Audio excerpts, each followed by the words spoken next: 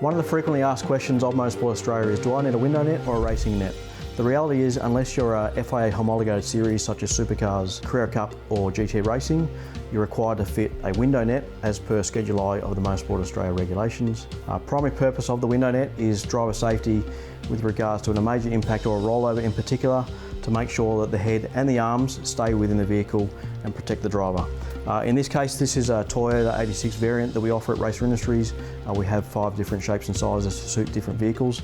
A couple of key aspects really are that the window net must be secured to the roll cage or the chassis to make sure it's a nice solid installation, so as per Schedule I of Motorsport Australia regulations. So you can see here that this installation suits that purpose. The lower roll cage, it's secured through the loops, and then at the top here it's the quick release system. So in this instance it's a system where it's a hose clamp with L brackets to the roll cage at the back and at the front, and for ease of access in and out for the driver, it's just a simple spring-loaded system. The window net drops down, allows the driver to get out of the vehicle, and obviously when they're hopping in the vehicle, it's important that someone secures that properly to make sure that while the car's on track, that the window net itself can't actually come out of its system.